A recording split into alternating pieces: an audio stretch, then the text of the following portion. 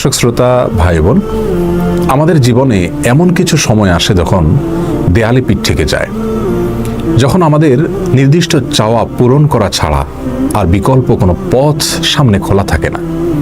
এ ধরনের পরিস্থিতিতে আল্লাহ রাব্বুল আলামিনের কাছে আমাদের মনের একান্ত কামনা বাসনাগুলোকে পূরণ করবার জন্য একটি বিশেষ পথ বাতলেছেন আমাদেরকে প্রিয় নবী সাল্লাল্লাহু আলাইহি ওয়াসাল্লাম, আর সেটি হলো ইসমে আযম।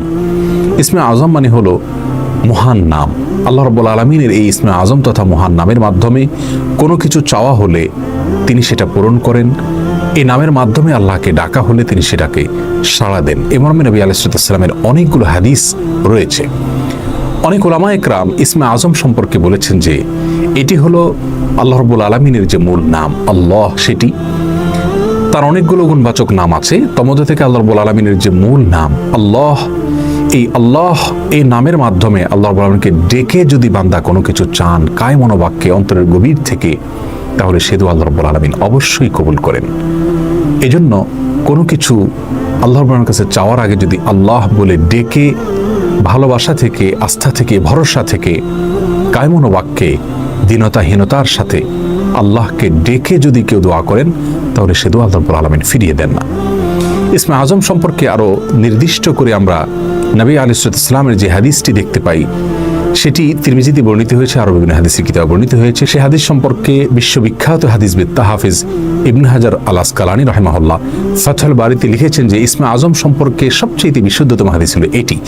আর সেটি হলো এই যে বুরায়দা রাদিয়াল্লাহু আনহু বর্ণনা করেছেন, এক ব্যক্তি নামাজের মধ্যে একবার কিছু বাক্য বলে উঠলেন। নবী সাল্লাল্লাহু আলাইহি সাল্লাম তার কথাগুলো শুনলেন। তিনি বলে উঠলেন, আল্লাহুম্মা ইন্নী আসআলুকা বিআন্নী আশহাদু আন্নাকা আনতাল্লাহ লা ইলাহা ইল্লা আনত আল আহাদুস সামাদ আল্লাযী লাম ইয়ালিদ ওয়া লাম ইউলাদ ওয়া লাম ইয়াকুল লাহু কুফুয়ান আহাদ। তার মুখে এই বাক্যগুলো শুনে নবী আলাইহিস সালাম বলেছেন, নিশ্চয়ই এই লোকটি ইসমে আযম পাঠ করেছে। ইসমে আযমের মাধ্যমে আল্লাহ রাব্বুল আলামিনের কাছে কোনো কিছু চাওয়া হলে তিনি সেটা ফিরিয়ে দেন না। এর মাধ্যমে আল্লাহকে ডাকলে তিনি অবশ্যই তাতে সাড়া দেন। এই হাদিসের ভিত্তিতে অনেক মুহাদ্দিসিন ইকরাম বলেছেন এটি হলো সেই দোয়া যেটাকে ইসমে আযম বলা হয়, যার মাধ্যমে এটি পাঠ করার পর আল্লাহর কাছে কোনো কিছু পেশ করলে সেটাকে অবশ্যই আল্লাহ তাআলা পূরণ করেন। মনের যে কোনো ভালো আশা আল্লাহ তাআলা পূরণ করে থাকেন।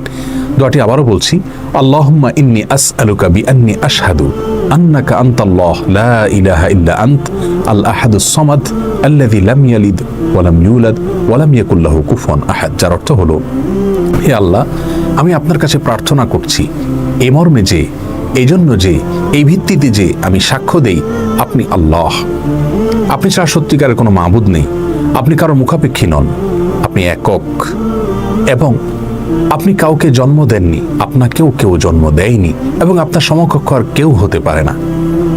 এই বাক্যগুলো পাঠ করে আল্লাহ রাব্বুল আলামিনের কাছে কোনো চাওয়া পেশ করলে তিনি অবশ্যই সেটি পূরণ করেন। কেউ যদি অত্যন্ত সংক্ষেপে ইসমে আযমের মাধ্যমে দোয়া করতে চান, তাহলে তিনি আল্লাহ রাব্বুল আলামিনের প্রতি আন্তরিকতা, ভালোবাসা, শ্রদ্ধা, বিশ্বাস, ভক্তি এবং ভরসা রেখে আল্লাহকে ডেকে ডেকে মায়ার সাথে, মমতার সাথে, আল্লাহর অনুগ্রহগুলোর কথা স্মরণ করে আল্লাহকে ডেকে ডেকে তার মনের চাওয়াগুলো পূরণ করবেন। এটা হবে ইসমে আযমের সবচেয়ে ছোট ভার্সন।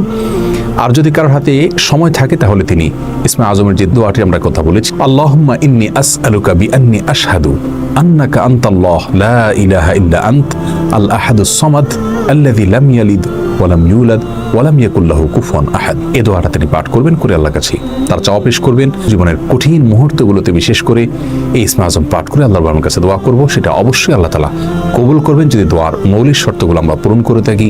হালাল বক্ষণ করা, কায় মনোবাক্যে দোয়া করা এবং দোয়ার ক্ষেত্রে আন্তরিকতা এবং ঐকান্তিকতা থাকা, এই বিষয়গুলোকে যদি খেয়াল করে আমরা দোয়া করি, ইনশাআল্লাহ বিইذনিল্লাহ আল্লাহ তাআলা আমাদের সে দোয়া পূরণ করবেন।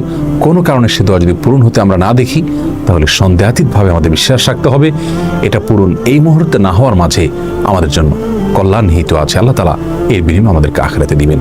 এছাড়াও দোয়া ইউনুসের মাধ্যমে লা ইলাহা ইল্লা আনতা সুবহানাকা ইন্নী কুনতু মিনাজ জালিমিন, এটা পাঠ করেও যদি কেউ দোয়া করেন, তার মাধ্যমে আল্লাহ দোয়া কবুল করেন। এবং হাদিস বর্ণিত হয়েছে আল্লাহ তাআলা আমাদের সবাইকে ইসমে আযমের মাধ্যমে আল্লাহর কাছে জীবনের কঠিন মুহূর্তগুলোতে দোয়া পেশ করার তৌফিক দান করুন।